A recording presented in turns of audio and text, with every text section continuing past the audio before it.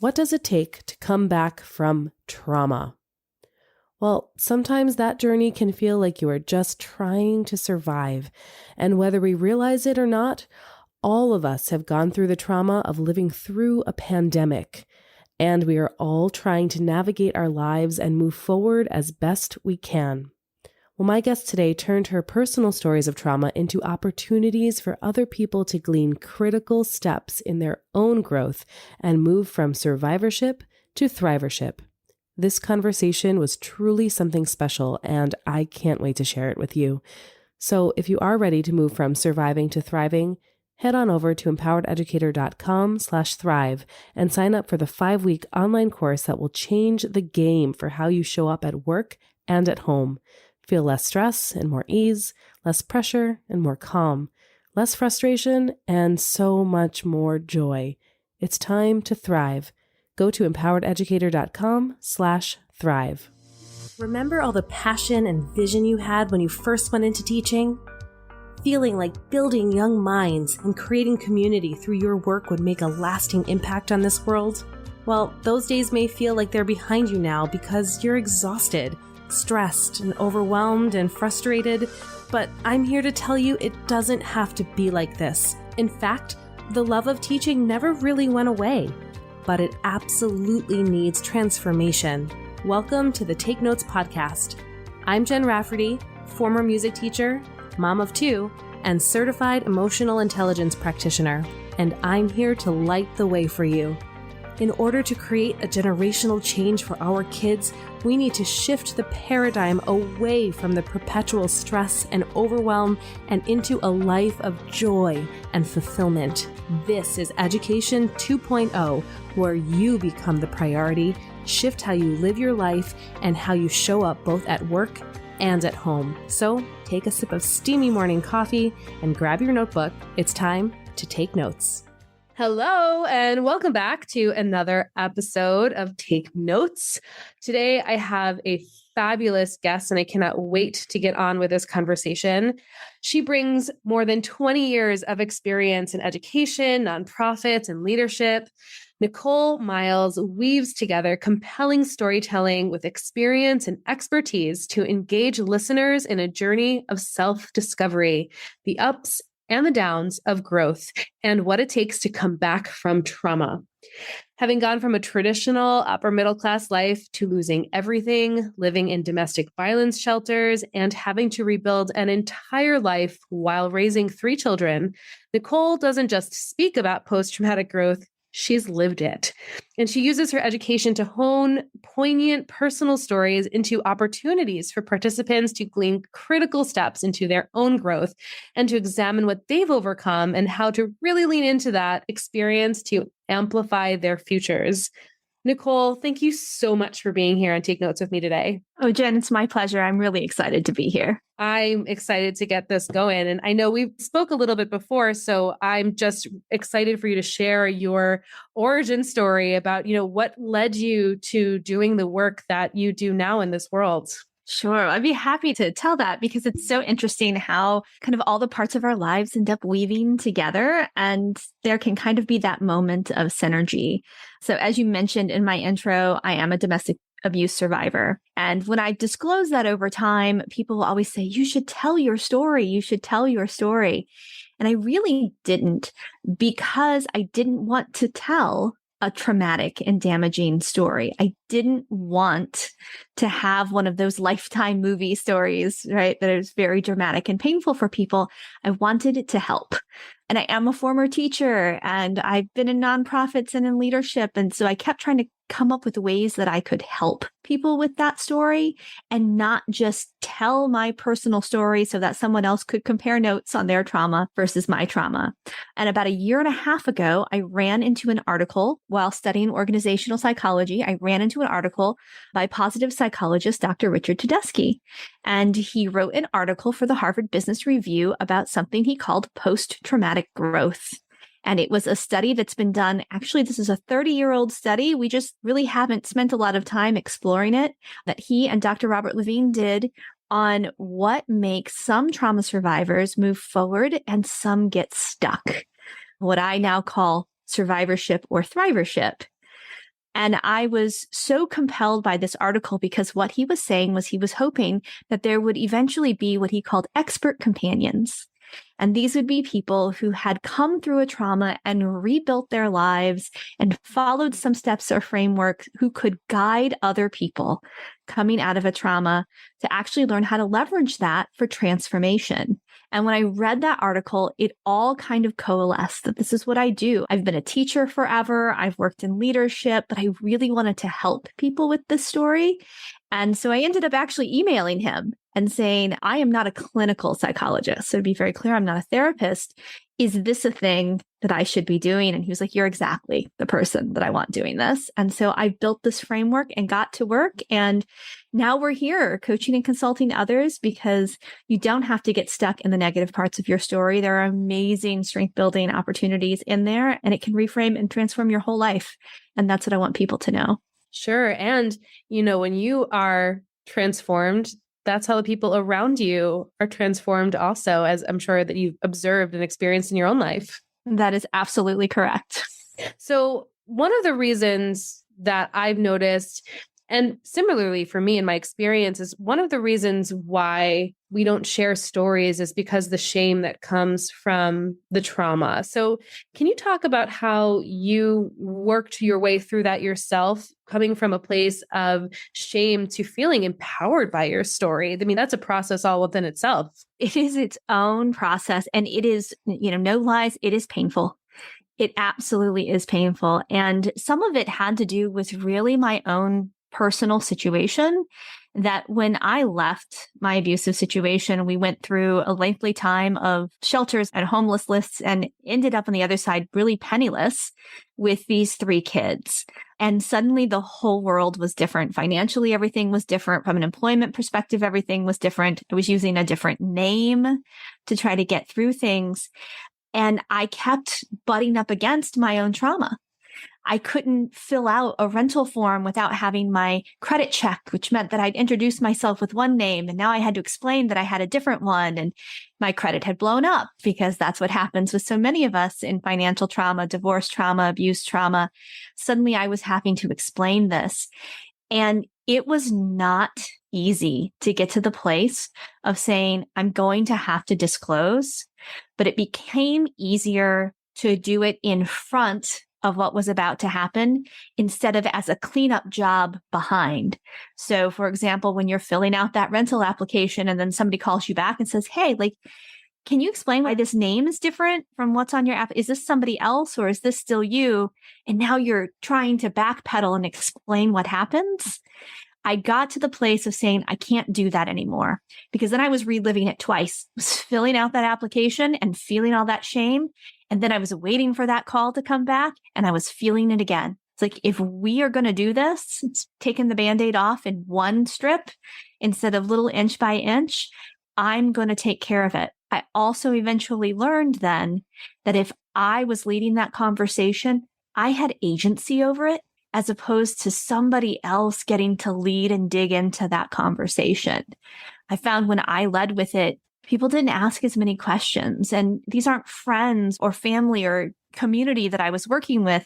These are people like the HR departments in my job, or people like potential landlords for whom it is fair to say this is not necessarily anybody's business. But because of the way trauma infiltrates kind of all of our everyday lives, it was there and I had to be able to deal with it. And so I finally decided I was going to get in front of it instead and start leading with that story. Wow. And that shift must have felt so different for you, even physically, I imagine, to just take control of the narrative. Yeah, it was a huge mental shift. I tell people things that have happened for me in the space of years, not in the space of weeks and not in the space of months. So if you are stuck in something and feeling like I don't feel any better yet, this happened over the space of years of being able to have that shift. And it still felt embarrassing for a long time. And I still felt a lot of shame about it. But eventually I got to that place of feeling like, okay, I have agency. I am in control. I'm going to disclose. They're going to see a different name. And it's because I'm a domestic abuse survivor. And there eventually became a little bit of a, so bring it, let's see what happens when I introduce that, because people don't really know what to do with you when you are the person leading that conversation. And I would say that if you eventually get to the place where you build up that really resilience, that thicker skin to say, I'm going to lead with this, it becomes empowering instead of disempowering. And that shift, it happens in your body, it happens in your mind, it happens throughout your life. And now I can go into spaces, I do go into spaces and publicly say, this is my story. This is what happened. This is what I went through. It changed that shaming piece, that internal shaming space we feel so much. Victims of trauma are so often, that is what we're caught in, right? That's part of our abuse cycle. If it was abuse that got us there, it's part of recovery. If you had an injury or your sickness and you couldn't contribute to your family the way you wanted, shame is really potent, and agency takes away shame. Wow. And that's incredibly powerful. And the way you described, this is my story. This is what happened to me.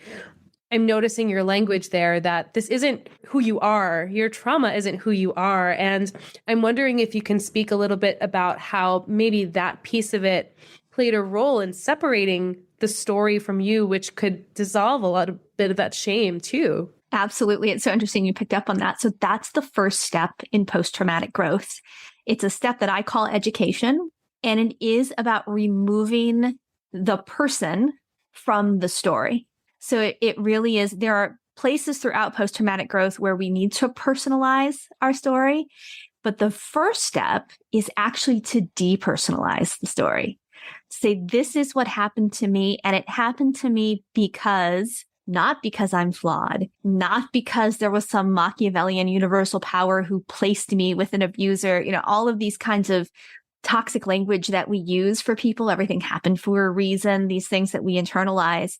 It really became, this happened to me because this is a systemic problem. My abuse happened to happen over 2008, which is the last major financial crisis that we had. I was married to somebody involved in the investment community, so there was a lot of additional stress there. We know that untreated mental illness is a huge problem. And so starting to kind of put together, why did this actually happen? If I was not involved in this story, why did this actually happen? And eventually you get a list of these things happened because of a variety of outside of yourself settings, whether that is an illness that is your trauma, or whether it was a car accident that is your trauma, or whether it was abuse that is your trauma. There are things that happened outside of you, depersonalized things that are outside of you, and that starts to reframe how you can look at those events dramatically, actually. Sure. Well, because now you're not making meaning of it in relationship to your worth and your value as a human being. That's right. That's huge. It is. It's a huge step, and it's a massive shift, and it allows you to take the next steps going forward. So let's talk about some of those next steps. And a lot of the work that you do and the words that you use revolve around resilience. And I have to share with you that I used to really hate that word. I'll be totally honest. I was in a therapy session a few years ago. I was in a marriage that was not healthy and not going well. And she said to me, Jen, you're one of the most resilient people I know. And I walked out of that session being like, what? No, I was so mad, Nichole, because I was like, I don't want to be resilient. I just want this to stop. And I was resentful of that comment. I was even resentful towards her in that moment because I didn't feel like I should have to be resilient in this situation. And, fast forward now to the work that I'm doing, I understand resilience much differently. But before I share, I really want to know, how do you define that word? And when you're talking to someone who kind of feels that resentful way about it, what do you address? How do you go about this? So first of all, I think that's fair because I think we've done a huge disservice around the word resilience because we keep presenting it like it's a panacea. Like it's okay for you to be going through these terrible things because you're resilient. Well, do you know what the option are? It's resilience or failure or sometimes death. Like resilience is a response. So that's the first thing I will tell you. The other thing I will tell you about resilience is that we are wildly overselling it in society generally as this kind of goal. I view resilience as a first step. It's a necessary first step, but it is only the first step. And when we stop at resilience, this is why we have so many problems. There are amazing resilient people and amazing resilient communities, but what you pointed out is exactly right. Why should they have to be so resilient? Resilience doesn't address a systemic failure. Resilience doesn't address a toxic relationship. Resilience just gets you started. And so I tell people, I used to use a metaphor about resilience, about riding a boat. And, you say things like sometimes art imitates life. Last month, I had a little bit of a life imitating art moment. I took my son, who is a teenager, whitewater kayaking for the first time. So we like to kayak. We live near the ocean. We really, really enjoy that as a hobby. And there are rare things you can do with a teenage boy together when you're a single parent, but this was one of them. But we've never done whitewater before. And I was like, we are going to go do some whitewater kayaking. We felt really ready for this. And then we had a little moment of intimidation, both of us, and they're like, here's your crash helmets. And the kayaks had leg straps. And we were like, well, okay, right? So 7-mile kayak trip, level 3 whitewater. Off we go. We kind of get our bearings and everything's going okay for the first few little rapids. And then we hit kind of our first major rapid, maybe a mile in, and his kayak went sideways. And so when it goes sideways on these river rapids, you're stuck. And so he's stuck sideways. And worse, his mother has followed closely behind him, too closely behind him, in fact. And I T-boned my own child in his kayak at full force rapids, flipped him, rolled him into the rapids upside down in his kayak. And now he's in the water. Good news about the Chattahoochee River is that it is a shallow river, but we're in rapids. And so the kayak has flipped over, the paddle has gone one direction, and now he's in the water and he's stunned because his mother has flipped him. And this is trauma, right? This is trauma. You didn't see it coming. You never expected it. Now you're in the water. What's he doing? He's grabbing for the paddle. He's grabbing for the kayak, which now threatens to suck him under because of the waves, the way they're moving so fast. The tools he knew when he was upright in the kayak won't help him anymore. The boat, the paddle, none of this helps him. And I'm stuck. And now I'm yelling, get on your feet, get on your feet, get on your feet, get on your feet. He's stunned and he's kind of flailing around, but he finally comes to and he gets on his feet. That moment, that's resilience, right? He had a trauma. He's been dumped into the water. The tools we thought we had aren't helping anymore. You got to get on your feet. That's great. He is out of immediate danger because he's on his feet. But guess what? He's still in the water. We're still with an upside down kayak and a paddle out of reach and water rushing around us. And that's what resilience is. Resilience is that part where we get people to their feet and then we're like, good, you're good. Congratulations for your resilience. This is a terrible thing to do to people because we've not taught them yet how to get out of the water. We've got to finish that step. And that's where the post-traumatic growth piece happens.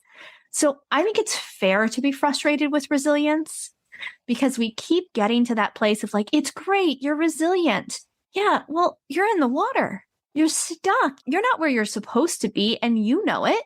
You just keep getting up because the options are what? Drown or get up, right? But it isn't helping you. And so, eventually he did. We recovered. He got back in the boat. We got the paddle and kind of had to unpack what we learned. But I think that that's a great metaphor for what is happening with resilience right now. And I do teach specifically resilient skills because the other thing that happens is we've passed off resilience as like it's a trait, like you're born resilient or you're born not resilient. And that's just not true. Either you've had the life experience, unfortunately, where you've had to be resilient, or you haven't yet, or no one's taught you what you actually need to be resilient. And so now I teach something that I call resilience rings, which is about creating your own skills for resilience, which are lean, learn, and leverage. Those are the 3 rings. And we put different activities in there so that you can fall back on resilience it's important to know how to get to our feet. It's just important to know that that's not the rest of the journey. And so I really, that's how I'm really viewing resilience these days. It's an essential tool. It just isn't the tool we've presented widely as a society. Yeah. First of all, that story was so spot on. What a lesson for everyone, all of us, for you and your son and everyone who gets to hear it. I mean, my goodness, I think reclaim or reframe that word, because you're right. The problem happens when we get stuck at, we made it through the thing, but then the now what doesn't really get explained.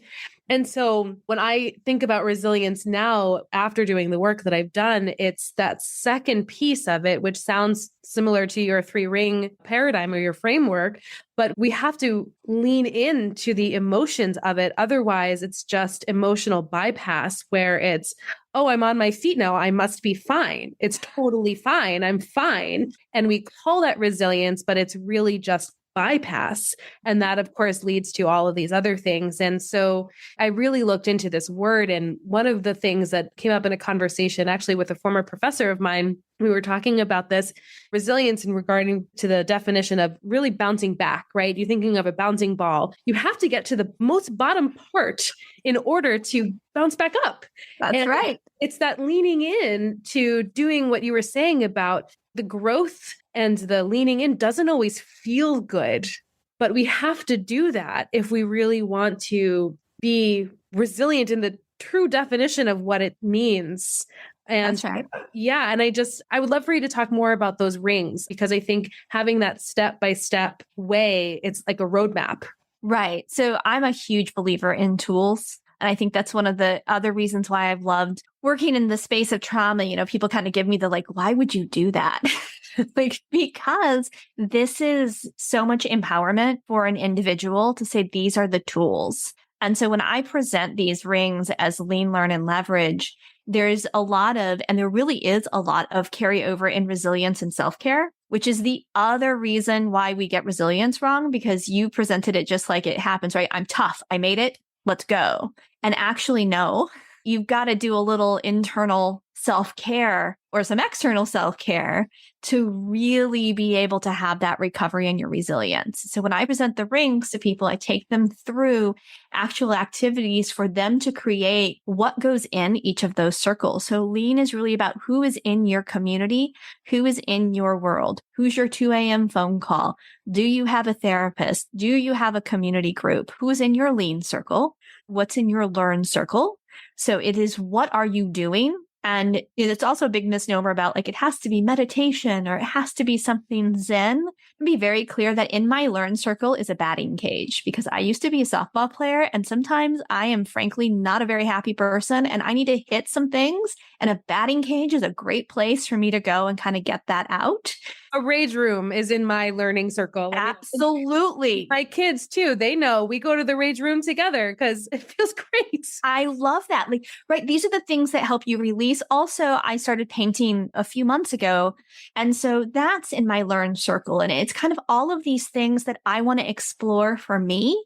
These things don't have to cost money. And I will also say to anybody listening, if your version of self-care or learn and resilience is causing you kind of either existential or actual financial dread, it's not going to help you, because you're going to feel guilty and bad about it. And this is another one of those societal things where this $200 jar of face cream is great self-care, not if it is causing you stress.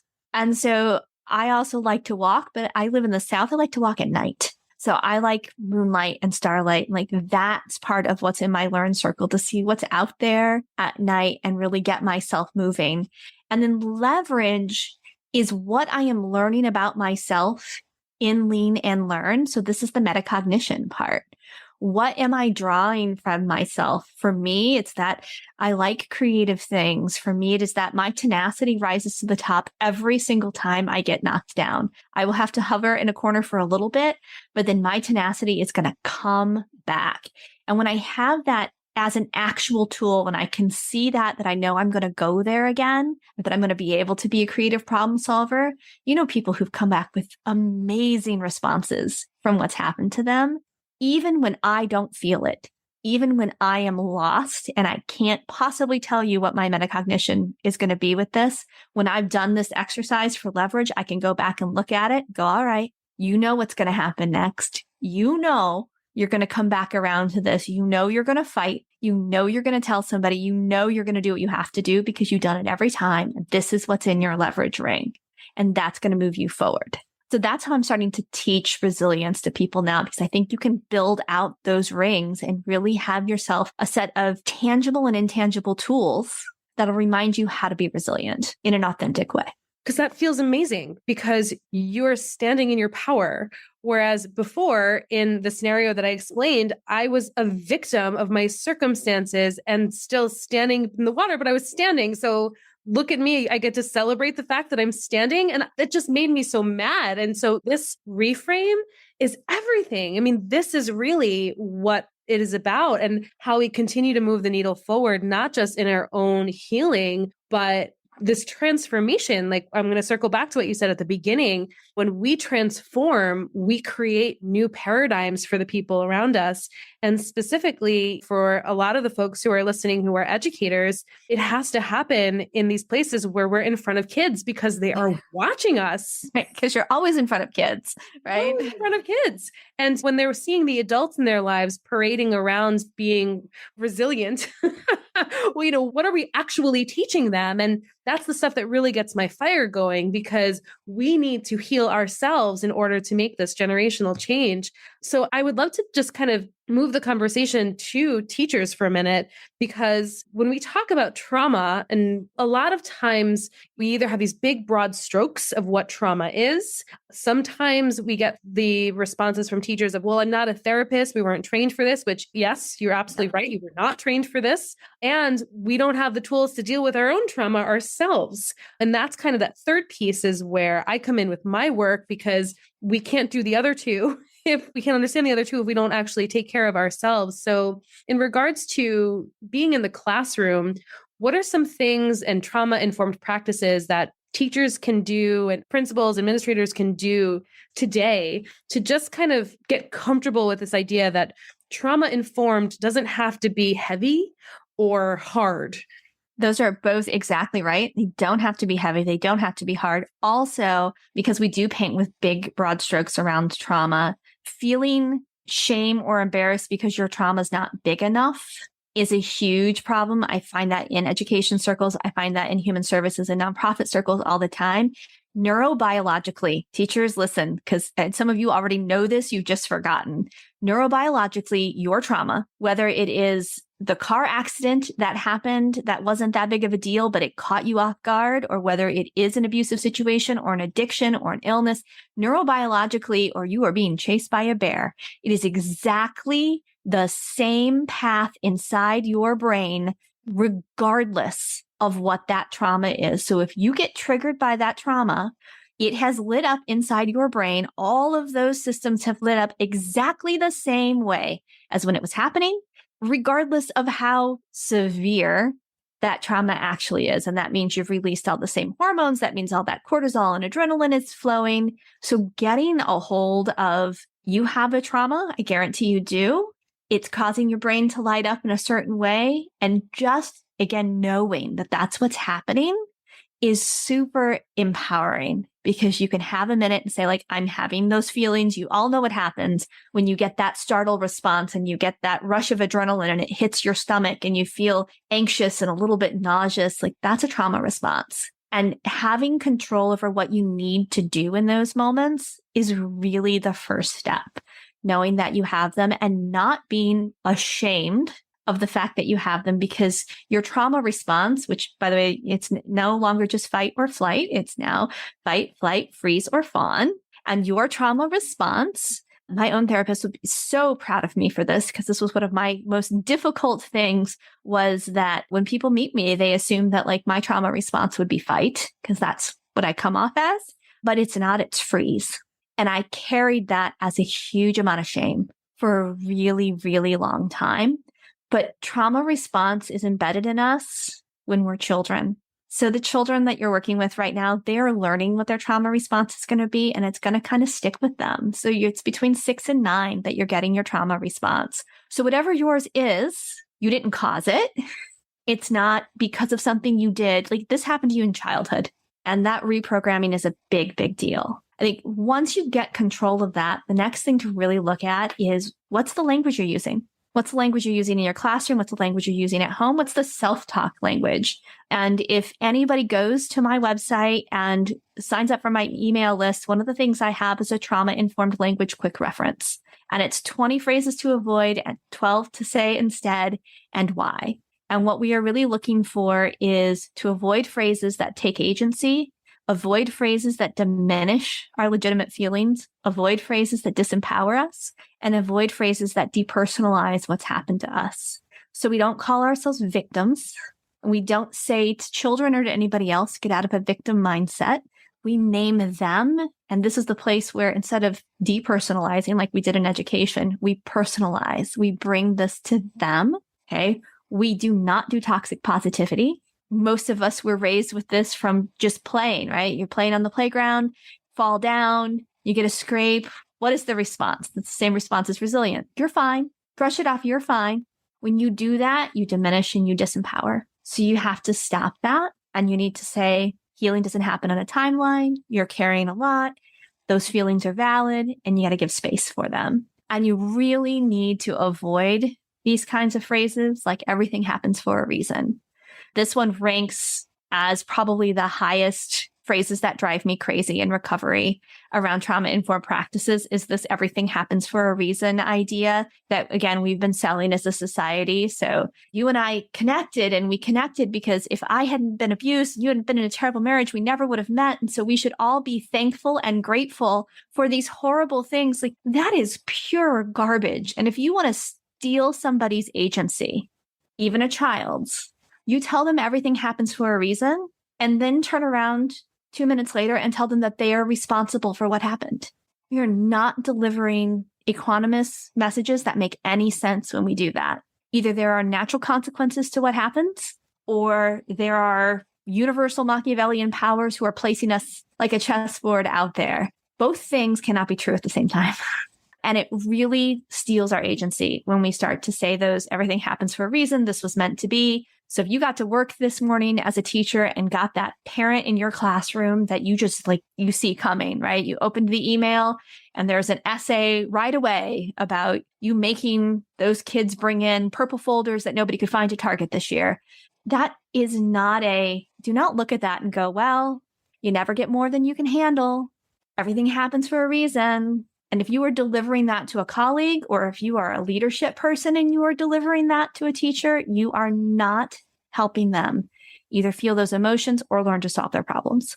And that is a huge disempowering move in the world of trauma-informed spaces. We really have to honor where people are instead of dismissing them with these kind of quick little bumper sticker phrases everywhere. I can just sit and talk about this. I'm just really just listen to you talk about this because you're speaking my language for sure. I mean, this is my language. What you're saying, we don't even think about it. That's the thing. Yeah.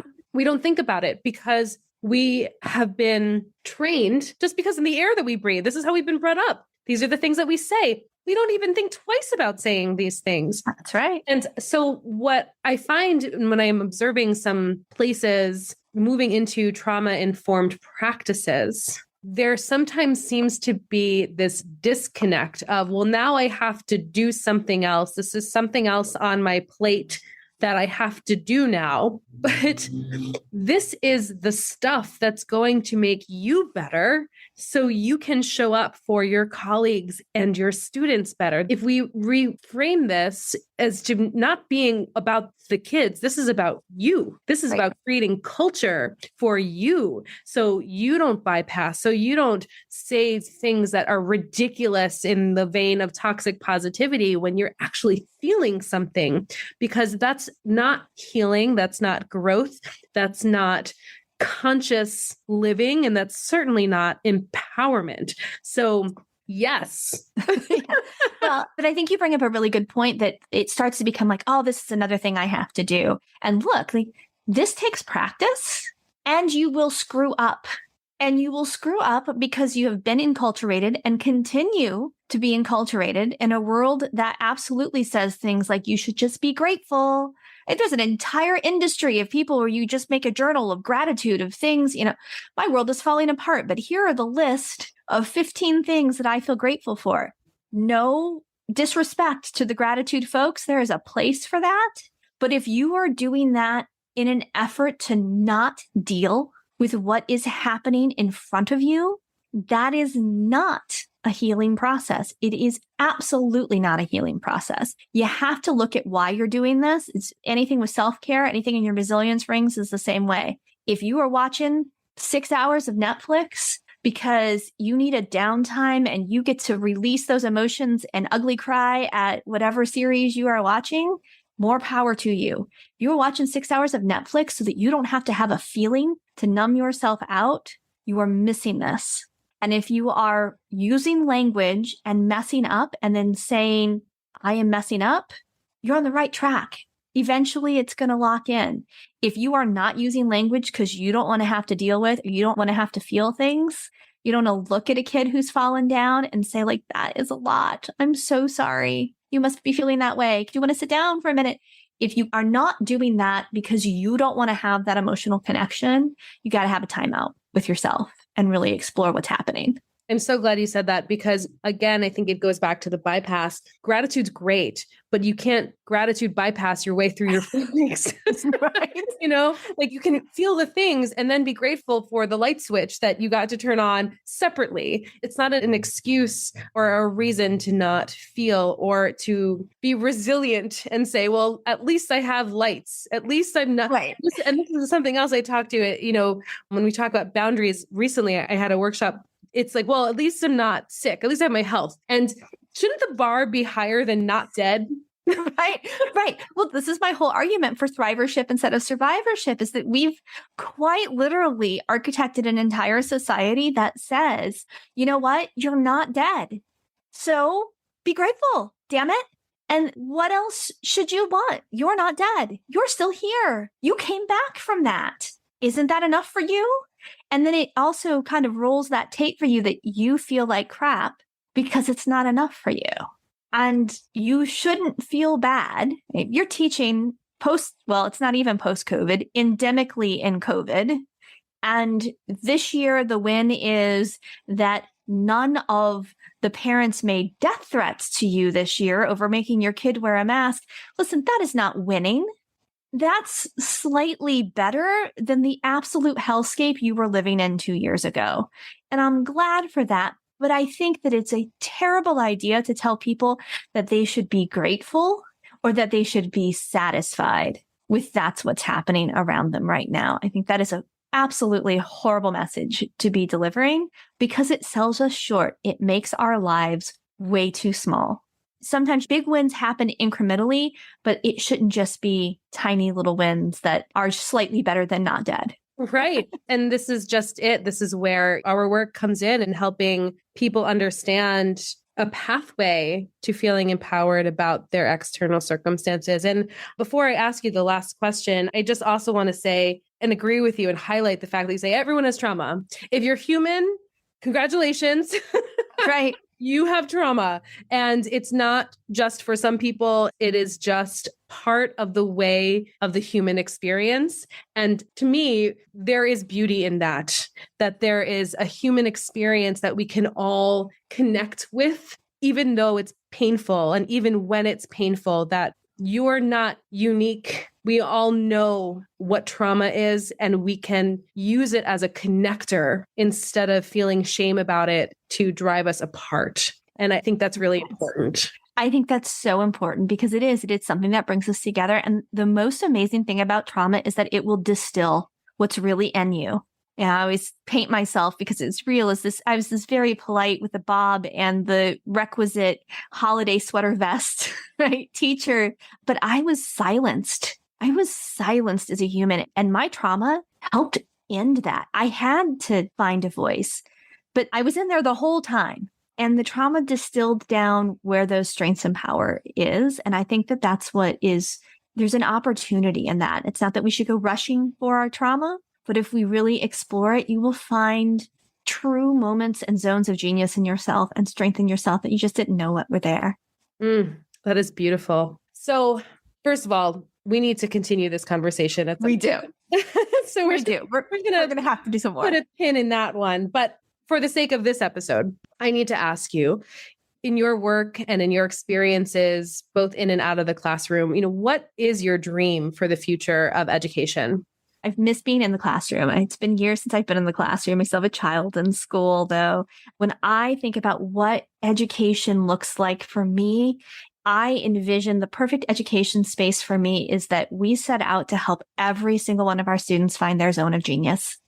Like that is what an ideal education looks like to me. Is I have never, ever met a child or a parent who didn't know there was something special inside of them, but they didn't necessarily know how to find it. And, instead of we were past the sage on the stage piece, we're getting closer with this project-based learning. But if we were archaeologists of children instead, and we were digging to find that zone of genius and just release that zone of genius in kids, I think that is my ideal setting for everyone. And I would love to see teachers do that too. When I wrote my master's thesis, that was part of it. I'm old enough that it was when we thought Gardner's 8 domains were really it. And so my thesis was around uncovering those domains and building classrooms around them.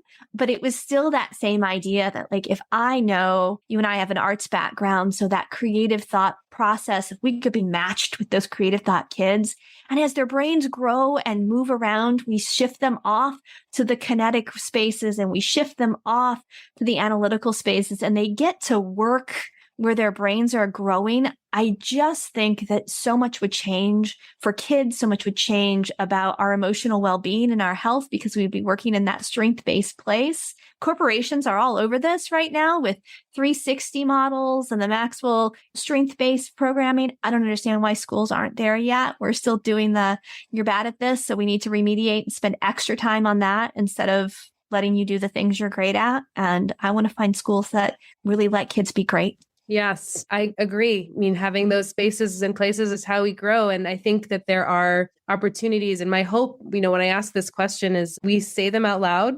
so it can be one step closer to becoming a reality. That's right. I love that. Yes. So you mentioned a resource, and I want to just make sure that you explicitly tell us what it is about language. Where do we find that?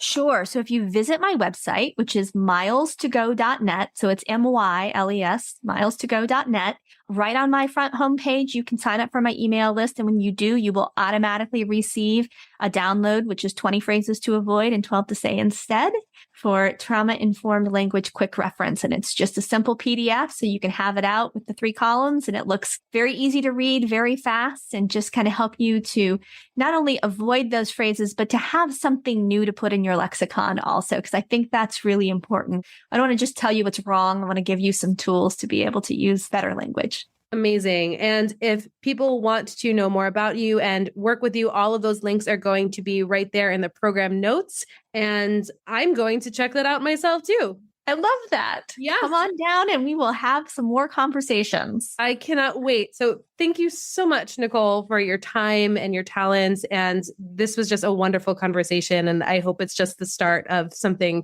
Thank you. Me too, Jen. This was great. And thank you for the work you're doing. And teachers, hang in there. Have a great, great year. Remember that everything does not necessarily happen for a reason, but you can make good reason out of what is happening. Ooh, I love that. Yes. So if you've enjoyed today's episode, make sure to leave a 5-star review and write something really nice. And we will see you next time on Take Notes. Incredible, right? Together, we can revolutionize the face of education. It's all possible, and it's all here for you right now. Let's keep the conversation going at Empowered Educator Faculty Room on Facebook.